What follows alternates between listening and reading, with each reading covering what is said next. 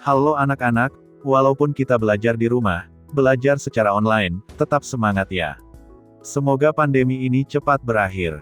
Jaga kesehatan selalu, patuhi protokol kesehatan, dan semoga kita selalu diberikan keselamatan.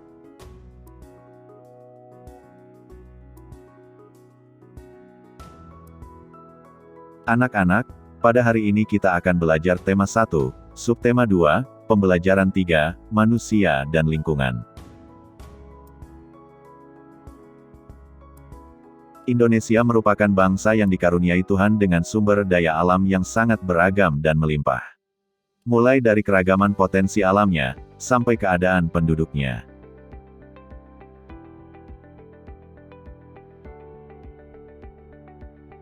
Kekayaan dan keberagaman yang dimiliki oleh bangsa Indonesia tidak sebatas sumber daya alamnya saja. Namun, juga kondisi kependudukannya.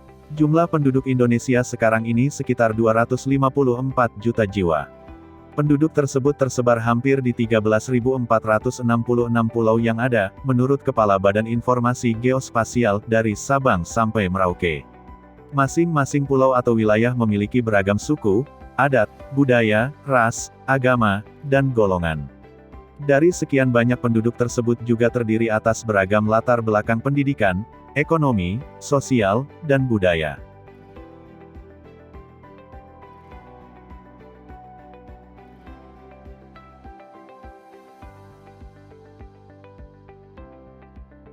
Anak-anak, sekarang mari kita amati peta berikut.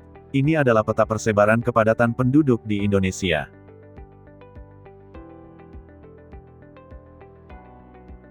Selanjutnya ini adalah peta persebaran suku-suku bangsa di Indonesia. Wilayah Indonesia yang sangat luas dan berupa kepulauan telah mengakibatkan keberagaman penduduknya, salah satunya adalah keberagaman suku.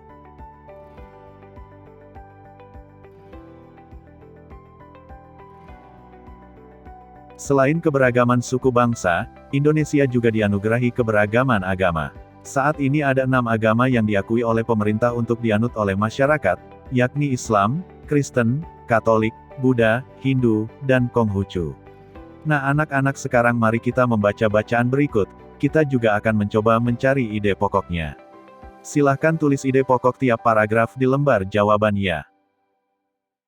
Kerukunan umat beragama di Indonesia. Kerukunan umat beragama merupakan bentuk hubungan antar manusia yang damai berkat adanya toleransi beragama. Toleransi beragama adalah suatu sikap saling mengerti dan menghargai tanpa adanya sikap membeda-bedakan dan mengecilkan umat agama lain. Ide pokoknya adalah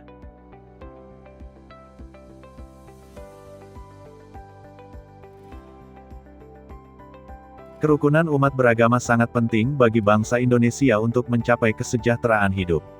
Seperti yang telah kita ketahui bahwa Indonesia memiliki keragaman yang begitu banyak, salah satunya adalah agama. Meskipun mayoritas penduduk Indonesia memeluk agama Islam, namun ada beberapa agama lain yang juga dianut, yakni Buddha, Hindu, Kristen, Katolik, dan Konghucu. Setiap agama tentunya memiliki aturan masing-masing dalam menjalankan ajaran agamanya. Namun, perbedaan ini bukanlah alasan menjadi pemecah belah, namun justru menjadi pemersatu dan memperkaya nilai-nilai dalam masyarakat. Sebagai satu saudara dalam tanah air yang sama, kita harus menjaga kerukunan umat beragama agar bangsa dan negara kita tetap menjadi satu kesatuan yang utuh. Ide pokoknya adalah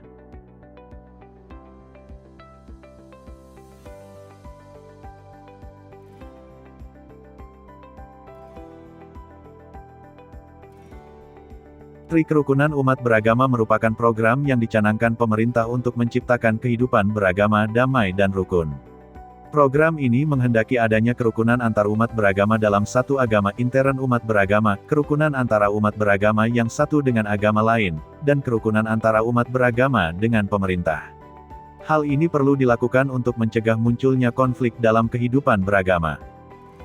Ide pokoknya adalah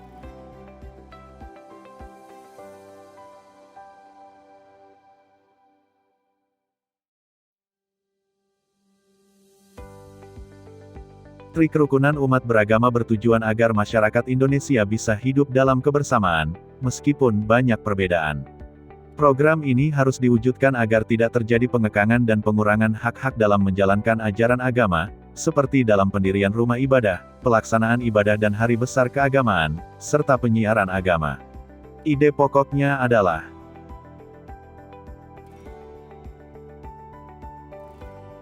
kerukunan umat beragama dimulai dengan kerukunan antar umat beragama dalam satu agama, intern umat beragama. Perbedaan pandangan dalam satu agama dapat memicu terjadinya konflik dalam agama itu sendiri. Oleh karena itu perbedaan pandangan ini haruslah diupayakan agar tidak saling merasa bahwa pandangannya adalah yang paling benar. Ide pokoknya adalah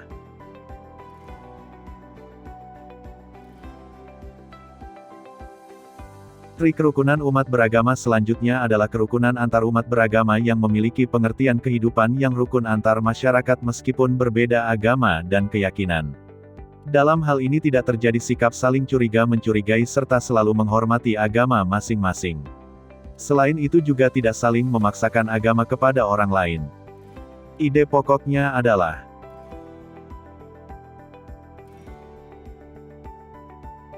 adapun kerukunan umat beragama yang terakhir adalah kerukunan antar umat beragama dengan pemerintah mengandung pengertian bahwa tiap-tiap umat beragama dapat bekerja sama dan bermitra secara baik dengan pemerintah dalam menjaga kehidupan bermasyarakat, berbangsa, dan bernegara. Dalam hal ini para tokoh agama dan pemerintah sangat diperlukan perannya dalam mencari solusi yang baik tanpa merugikan pihak manapun. Ide pokoknya adalah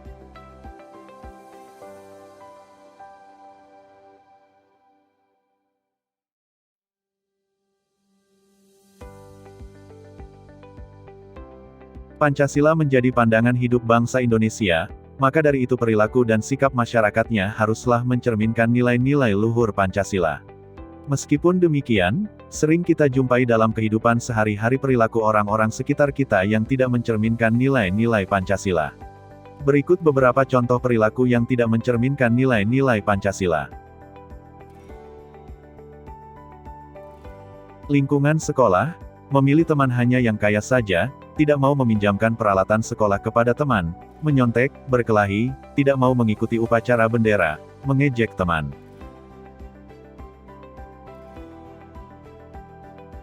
Lingkungan rumah, tidak melaksanakan ibadah sesuai dengan agamanya, tidak mau berbagi makanan dengan anggota keluarga yang lain, bermalas-malasan, membantah orang tua, memaksakan kehendak kepada anggota keluarga, berbohong.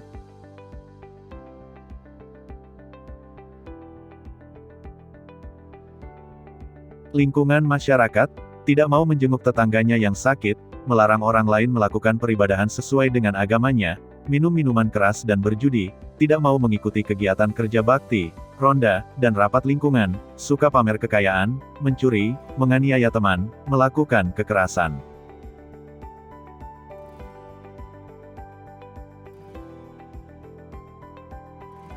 Keberagaman yang dimiliki oleh bangsa Indonesia tidak terlepas dari pengaruh luasnya wilayah Indonesia. Wilayah Indonesia berupa kepulauan yang terdiri atas pulau besar dan kecil baik yang berpenghuni maupun yang tidak berpenghuni. Meskipun demikian, keberagaman ini bukanlah menjadi pemecah, justru menjadi pemersatu bangsa dengan berlandaskan Pancasila. Nah anak-anak, sekarang setelah kalian belajar, sekarang saatnya mengerjakan tugas. Tugasnya adalah menentukan ide pokok di setiap paragraf, pada bacaan kerukunan umat beragama di Indonesia. Selamat mengerjakan ya, sampai jumpa pada pembelajaran berikutnya.